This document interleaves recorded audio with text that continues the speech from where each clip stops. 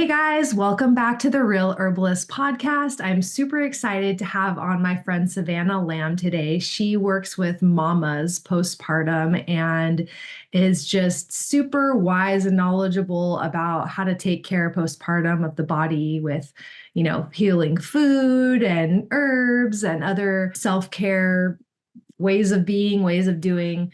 So I'm really excited to have her on today to just empower and fill you up with all the delicious wisdom that she's collected over her two babies and all the mamas that she's worked with. So thank you so much for being here, Savannah. Yeah, I'm excited. I love this stuff. I would love for you to just briefly share about your training. I know you've done some innate postpartum care. I think that is something that sets you apart from maybe other people who are like doulas and things like that, because I'm sure people know that word. So I'd love to hear sort of like, what is your specialty and what have you trained for to help mamas postpartum that sets you apart from other women who are maybe doing similar work? I feel like my journey into this work really started with my own embodiment and lived experience of mothering and birthing babies and tending to my babies. And it kind of just like opened up this whole world for me. It's like the natural world and being in alignment with the earth and, the elements and everything that's going on the outside. So I have taken a couple postpartum trainings, but the one that really led me to where I am now is it's from my teacher, Rochelle Garcia Saliga, and she leads this innate physiological postpartum care training. And what is different about it is it tends to the physiological needs of the mother. And I think a lot of other doula trainings that I've taken, it's centered more around the baby. And this is really centered around the mother because really the baby's health is dependent upon the mother. And so if we are tending to her, then naturally it takes care of her baby and the whole family system, and beyond that, her community. So it's just like centering the mother, her health and wellness. So that is kind of what inspires me and lights me up. I love that. And I love something that I've learned through some of the training that I've gone through is the word mother baby and how Mhm. like the mother and the baby are literally one being. I mean, they go from being physically one being to two separate beings, but they're still co-regulating and so many things are happening that really make them one being essentially. So I love that, you're focused on the mother because she is really co-regulating with the baby and probably so many other things that maybe I'm not familiar with, but that feels really important and really like something that I think our culture kind of forgets. Like all the attention can go onto the baby and like, oh, can I hold the baby? And Mhm. but really like the mother needs the holding and the mother needs the Mhm. care. And so Mhm. that feels really important and special. And I'm so happy that you're doing that work and that work is being spread in the world. Mhm. Mhm. Yeah, it's so true. Yeah, it's like this mother baby dyad is so important. Babies really are born, somewhat prematurely because there is like the intragestation that's happening, which is the 9 months you're pregnant. And then there's that 9 months out, the exogestation, that like babies really do require so much attention, just like you said, for nervous system regulation, for, body temperature, for heart rate. Like they need mother. They're dependent upon her for their survival and well-being. And that is because they get to learn how to be in this world through that time where they're really dependent upon us. They learn how to have safe, secure attachments and to, find resource. And yeah, it really is so intentional that they need us so much. So can you share a little bit about what you do? Like I know you go and support mamas postpartum, but can you give us a better idea of what that looks like more specifically? Yeah. So typically, what I'll do when I support mamas is like the foundation of it is like just being a pillar of support and regulation for her. So that's like, checking in with her of like, how are you doing? And like, really, how are you doing? It's not like the fluffy, like, oh, I'm good. It's like I I'm there for her to really um, lean on and feel supported by through all of the things that is going on. Like everything is new, whether you've had you know one baby or four babies, like it's still a new experience. So yeah, I usually just check in with mama and see how she's doing and see what she's needing. And sometimes it is a lot of just like sitting with her and listening to her, um, and sorting through whatever is going on for her. And really for me, I try to always just like remind her of her own innate power and intuition, that like anything that's going on, like she knows how to handle it and how to move forward. And so I really just try to be that mirror back to her. I also do lots of cooking, lots of nourishing foods and teas, and that's one of my most favorite things. I like to refer to myself as a kitchen witch because I just love being in the kitchen and cooking all the delicious things, foods that are warm in nature, warm in temperature, easy to digest. I'll do body work with mamas. So it's like a warm oil, Abhyanga style massage, full body, head to toe. It's just pure magic. I use herbal infused oils with it. Yeah, it's so good. It's magic. There's nothing like it. And it's so like, yeah, it hits all the bodies, the emotional, the physical, the spiritual. Like it just goes deep. And a lot of moms, they'll like come out from it feeling like, I feel like I just took a shower. It's just so clearing and it's so needed. Because sometimes we feel a little buried in all the things that we're going through. I do yoni steams with amazing herbs and belly binding. And so, yeah, those are like some of the like support systems that I bring into the postpartum time for moms.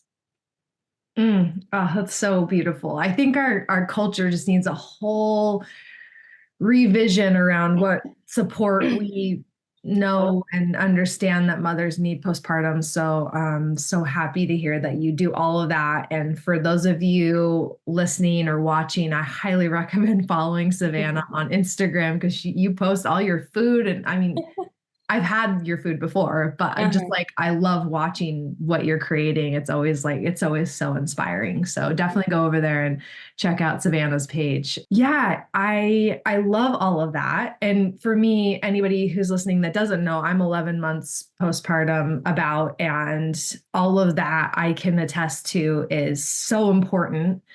And I also want to speak to the piece around just sitting and being with mama. I think that's something that, people get like, oh, you need food. Like maybe they can understand, oh, you need body work. But going through birth really is just such this massive rite of passage and this incredible experience I mean, I had an intact physiological birth.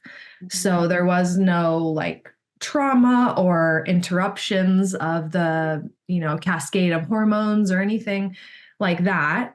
And I'm still processing it. Like it's and early motherhood, it's just Mhm. so much. Your life literally transforms and you become two beings, and it's so hard to put into words, but for any mamas listening that are pregnant or planning to become pregnant, I think preparing yourself, it's easy to prepare for the birth and the Mhm. baby, right? We forget that especially postpartum, but I mean, postpartum, I think is forever, but especially immediately postpartum, we need a lot of support and we Mhm. forget to plan for that and factor that in. So I hope that any women listening can really get that from our conversation today and pull some nuggets that will help them prepare for their experience. So I know you mentioned a few things. You mentioned yoni steaming, you mentioned warming foods. I would love to just give the mamas like some tidbits of maybe some nourishing things that they could get for themselves, like maybe tapping into like a couple of your favorite, most nourishing nutritional foods or herbs or whatever you think maybe like the top three are or five are that women should know about Mhm. to, have around for themselves postpartum? Yeah. I think food is like just very important if you're just trying to figure out, there's one thing I can do to support myself. I think food is a really big one because there's so many things going on. Like you are healing on so many levels in that immediate postpartum time. Our nervous system needs support, and food, like, yes, it's nourishing your body, but it's also like making your nervous system feel safe, And so it's really important to like prep food, I think. And some of my favorites are like soups and stews. So, like a big hearty beef stew with root vegetables, and like a ginger chicken congee is another amazing thing. Or, something like breakfast porridge and stewed fruit for mom. And like these things can all be frozen. I went to a nesting party for a mama recently, and we all prepped food for her, and it was like amazing, and stuck it in her freezer, made little like Ojas snack balls with like soaked nuts and seeds and dates and warming spices like cinnamon and ginger and turmeric. And these are all simple ways, I feel like, that you can support yourself. And also, if you have a meal train set up, which is another great thing to support yourself, is in a description, putting the foods that your body actually needs, which is, foods, like I said, that are warm in nature, warm in temperature, easy to digest. Because what happens in birth is like, we are just like so open, and in like Ayurveda, they say it's like such a big release of energy, and our digestive fires, our Agni goes out. And so during the postpartum time, we are like rebuilding those digestive fires. And that's why we really do need specific foods to help our bodies heal. Because there are so many things going on that like we don't want all our energy to go towards digesting. And so if we can like make the load a little lighter with food, and food that's supportive to our body, and it's supportive to our baby's body too, because they have like a fresh little body that they need easy to digest things too, and it's through our milk, so yeah, those NTs. And some of my favorites are ginger tea. I love jujube tea, the Chinese red dates, which are so yummy, with cinnamon and fresh ginger, bone broths, meat stocks. Those are so incredible to make ahead of time and to freeze. Yeah, I could go on, but Yeah, no, let's do. Why don't you name like a few herbs that yeah, since this podcast is based in herbalism, why don't we name like a few herbs that you think women should know about for postpartum? yeah. Well, I love nettles. Nettles to me are like nature's multivitamin. They're popping up all around me right now, and I'm really excited to make delicious things with them. And it's interesting because postpartum is like a season of winter, like internal wintering, right? We're needing to like go inward and be cozy and like deeply nourish and rest.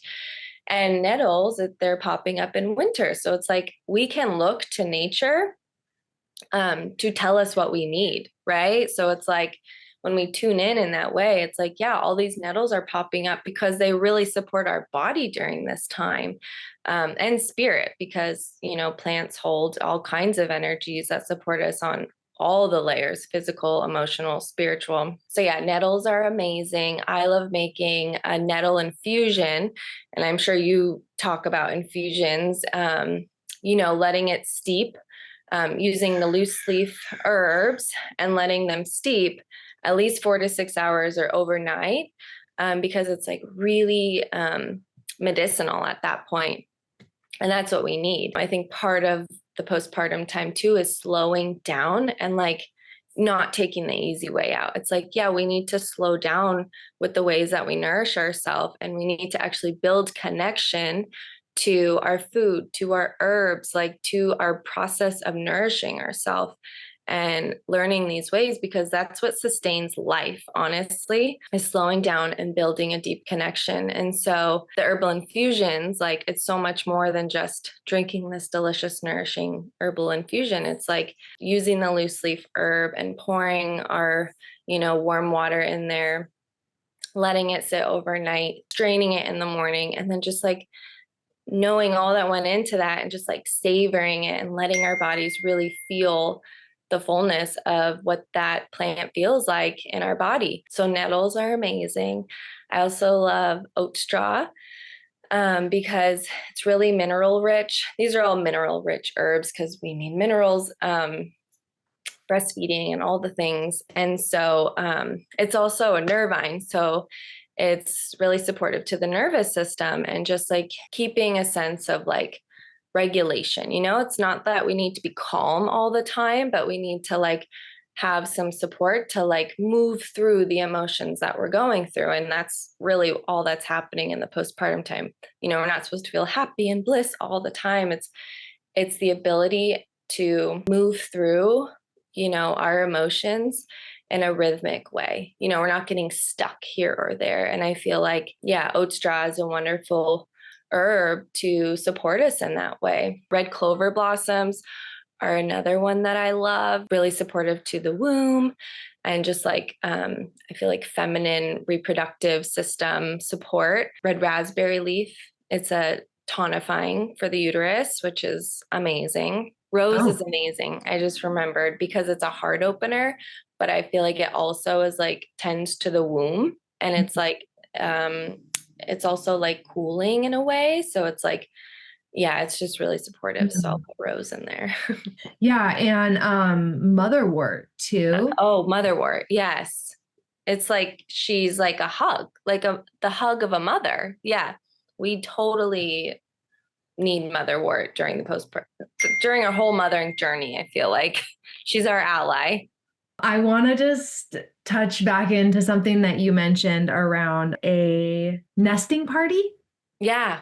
Yeah, okay. I think two things that I want pregnant women to know about that they can Mhm. create for themselves is a blessing way, number Yeah. one. And a blessing way is unlike a baby shower, that's really more about the baby and getting Mhm. gifts and stuff for the baby. It's more about creating a ceremony for the mother, for her to share what's coming up around birth or motherhood, for her to share her intentions for the birth, for motherhood, and for her to experience emotional and spiritual support around this rite of passage and to literally feel held. Like I had women all around me, putting their hands on me with love and singing, and you can make it whatever you want, but I think that's something that needs to just to be brought back into mainstream. So you can create that for yourself, a mother's blessing, and then or a blessing way.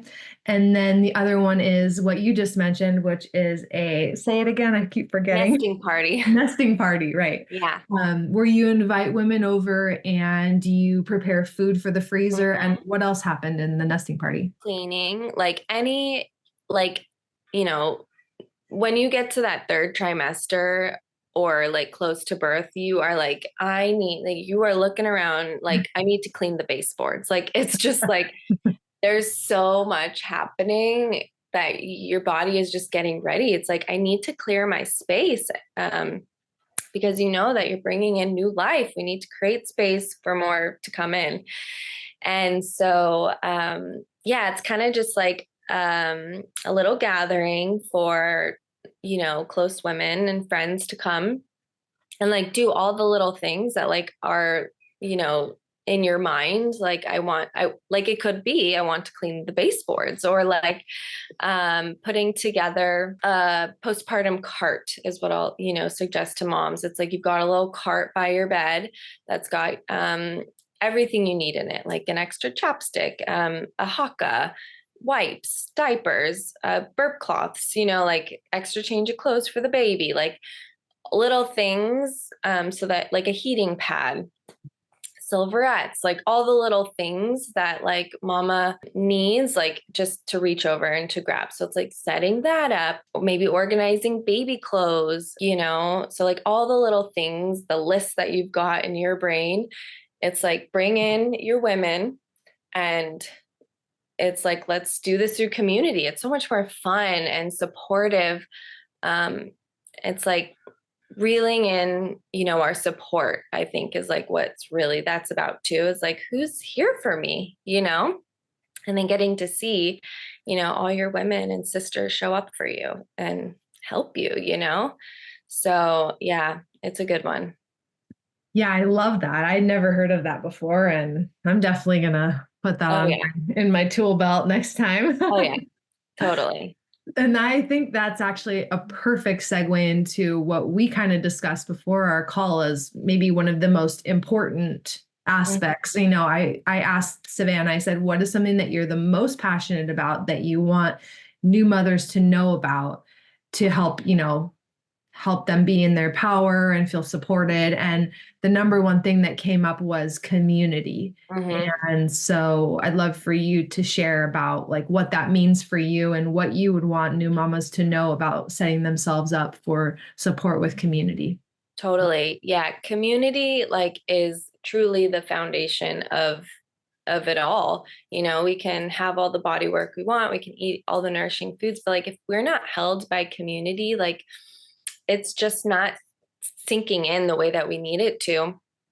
And, really like, thousands of years ago, it's like whole villages were taking care of mothers.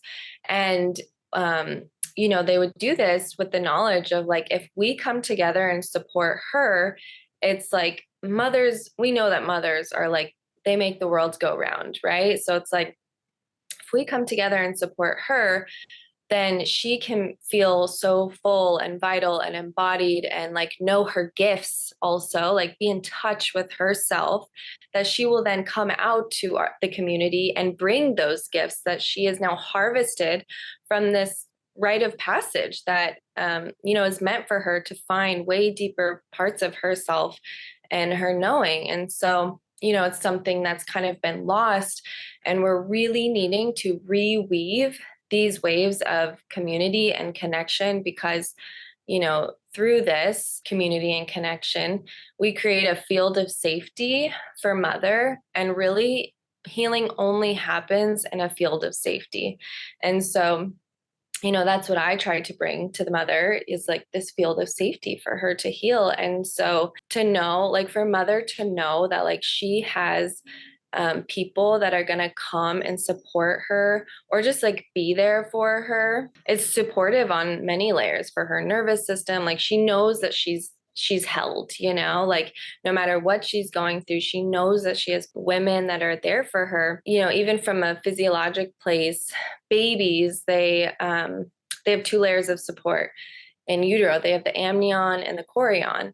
And we can look at that and then see on a deeper level, like babies need two layers of support. They have their mother and they have their father or partner. And then we branch out from there. And the mother, she needs two layers of support at least. So she has her partner or her husband, and then whose else is her support? And this is at minimum, and then for the father, mother isn't his primary support during the immediate postpartum time because she's, in this mother baby dyad. And so it's like, who does the father have? And so to really bring like wholeness and health into this family system, like we need to gather around this family system. This immediate postpartum time for me, like lays the foundation of life ahead, like that is true. And that's what this time is for. And so it's really about like anchoring in to these waves of support. And like when we anchor into this community support, now we've got like these people that we get to, feel supported by and also support through a whole journey of parenting. And so, it's not just meant for this time, it's meant to like build this foundation to bring with us on the rest of our journey. And so, Yeah, it's really important. Yeah, and I think a lot of women, not excluding myself, this is something I've had to expand into, have a little bit of trouble receiving. And I just Yeah. want to say, like, this is the moment in time where you get to really commit to letting that go because now you have to receive. Like, you have Yeah. to receive for your baby. And I Mhm. remember at my mother's blessing when I was laying down and everyone was I feel like my mother's blessing was one of the times in my life where I was like, whoa, I'm really coming up against my edge of receiving right now. Mhm. Because I felt everybody was so spiritually and emotionally there for me in like a way Yeah. that I hadn't experienced before.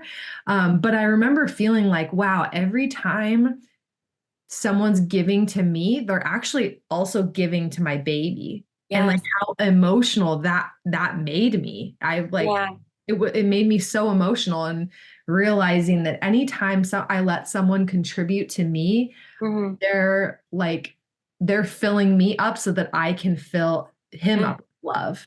And Yes. so I just wanted to share that with anybody who's like, "Ooh, it's hard for me to receive." Like, yeah, you get to let that go now. Yeah. You're receiving for your baby and you can think about it in that way. And yeah, I think the receiving and also the Mhm. getting to ask directly for what you want, that's another thing that I've been Mhm. really realizing in motherhood and in pregnancy and birth and all the things like that is really important. And I wasn't as comfortable with that as I thought. So I'm just going to throw that one in there too is like Mhm. start practicing asking directly for what you want. Mhm. No, motherhood, it asks us to step up, like we no longer can operate in the ways that we used to. Like, yes, it does require us, our babies require us to like bring in more, like be more embodied and break through the barriers that maybe we've been, held to for as long as we've lived, And so I'm so glad you said that because it is such a practice in giving and receiving. It's like we get to be in this cycle. I was giving a mama a massage the other day, and it was so beautiful because she felt it too in her body. It was like she was breastfeeding her baby on the massage table, and I was massaging her, and it was truly like, this real seen, felt experience of like what this giving and receiving is like, me being able to pour into the mother. Um, and as she's like breastfeeding her baby and pouring into her baby, and then like me being part of this whole experience, like also gives to me. And it's life giving, truly, it's like once we get out of our own way and ideals about it, it's just like, it's pure love and beauty and life, which is Yeah. what we need. And that's such a beautiful example of how we all receive nourishment from being in community with each other. Like we receive from giving because Yes. that person's receiving, and that makes us feel it's Yes. like this whole beautiful circle of love Yeah. and life. And so I'm so happy that we talked about that. And so I want to wrap up by having you share. I know you have an offering coming up. Mhm. And also, I have an offering coming up. So I guess I'll just share mine first. I'm Yeah. going to be offering a women's circle that also includes one on one support with me, that'll be all about emotional and spiritual support through this rite of passage that is pregnancy, birth, and postpartum.